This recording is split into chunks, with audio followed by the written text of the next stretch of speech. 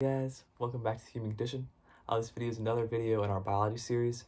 I decided to do something a little different for you guys today.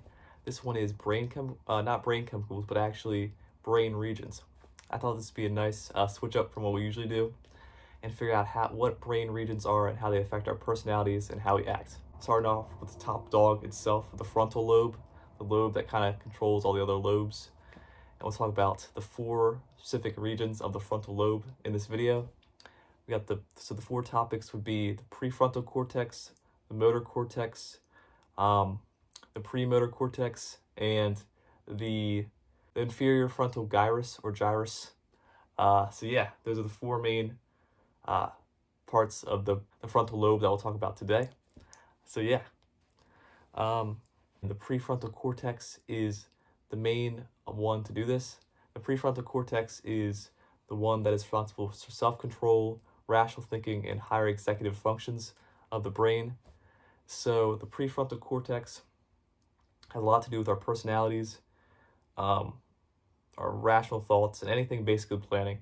And when you think of the brain, the prefrontal cortex is basically the top dog in regards to controlling our emotions, our actions, and our thinking, which is pretty cool.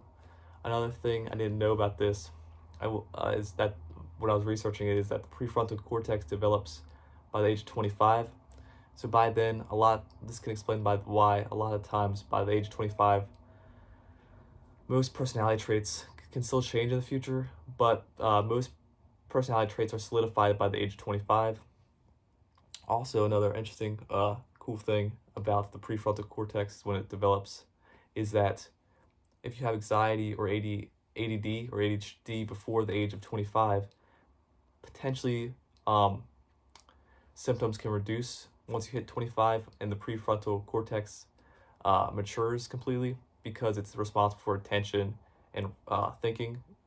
So it can help with anxiety and ADHD once by the age of 25 and helps reduce symptoms of this. So if you're under the age of 25 and you have these anxiety or ADHD, let's go. You might feel a little bit better, hopefully, by the age of 25 once the prefrontal cortex is fully developed.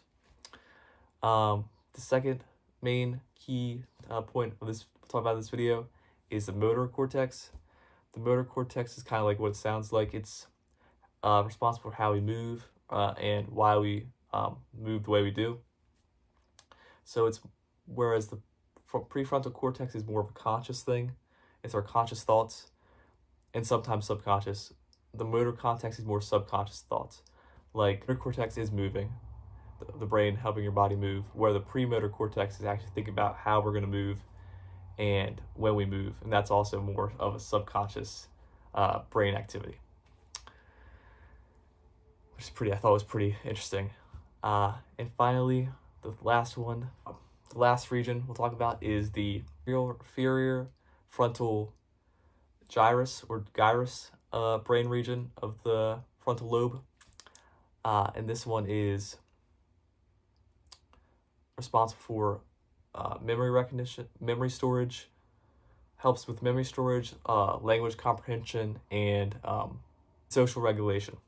So yeah, it helps with comprehending languages, memory, and social regulation, which is also pretty interesting. It helps with the prefrontal cortex with that. But there's also other lobes that we'll talk about in the future that also help with those. So yeah, this was what is the frontal lobe and how do we control ourselves. Basically, the frontal lobe is the leader of the lobes of the brain region, and it kind of helps control the other ones in a way, but they also interact.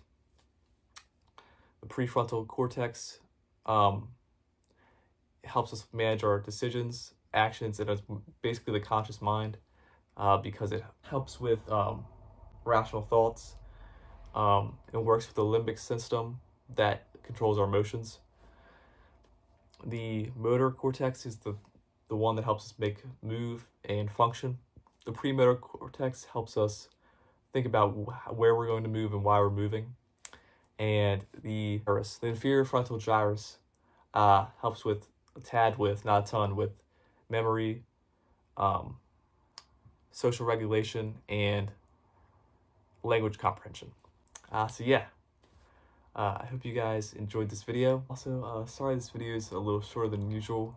I'm just not as well versed as in the brain regions as I am the brain chemicals, but I try my best to figure them out. But honestly, each region I talked about today could be its own separate video.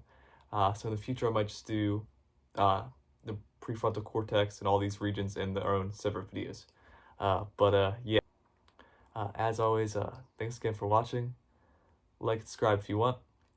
I love you guys, and see you in the next one.